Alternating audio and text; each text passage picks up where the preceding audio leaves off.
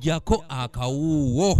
Abavubuka ba FDC ab'ekiwayi kya Jobless Brotherhood okuvaayo olwaleero kiddiridde olunaku olw'eggulo poliisi okukwata Bobi Wine ne banne n'oluvannyuma n'essazaamu olukuŋŋaana lwe yabadde ategese mu bitundu bye Kasangati okwebuuza ku bantu oba nga banaamuwagira avuganye ku ntebe y'obukulembeze bw'eggwanga oluvannyuma lw'akakiiko k'ebyokulonda okumukkiriza. Poliisi yavuddeyo n'etegeeza nga Bobi Wine bwe yalemererwa okutuukiriza obukwakkulizo obwamuweebwa nga tannakuba lukuŋŋaana lwonna ekintu abavubuka bana ba Jobless Brotherhood kye bawakanya. Poliisi mu nsi y'abannakyemalira n'amagye bikolera ddala ekyo ochola ne banne bye bakola.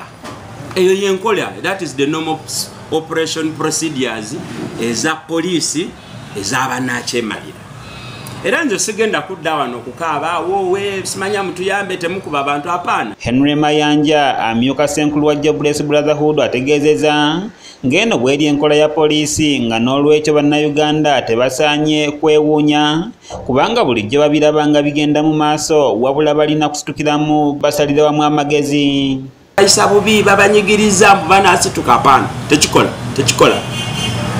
Abantu tulina babeeramu kyovola baffe twalabuka kati ne tugenda underground kye tuzimba. Nze njagala ndeeteko abantu 3 bokka 3 bwe bati naye nga balowooza nga Mayanja ng'omutwe gwabwe gukalubanga guno ogwange guno twesotingireko awo. Poliisi wejjaawo okutandika okufuna notisi zaayo nti bano mu ngeri y'emu bawakanyiza ekiragiro kya poliisi ekyayisiddwa nga kiwera enkuŋŋaana zonna ezituuzibwa mu maka g'abantu nga poliisi tezimanyiiko. Damu okutuula mu maka nga tusukka mu bana. Balakisi za poliisi za wano zonna nzibeeramu buli kiro. Poliisi y'e eno ruumu ebeeramu amaka 4. Omuntu oba ze fuuti 2 zigabeeramu amaka 2. Omwami ne mukyala we n'abaana baabwe. Hakati ekiragiro ekyo ekya poliisi basooka bakikole ku zibalakisi zaabwe kubanga mu Uniport mubeeramu amaka ameka 3. Mu ngeri y'emu banjudde enteekateeka zaabwe empya mu 2020.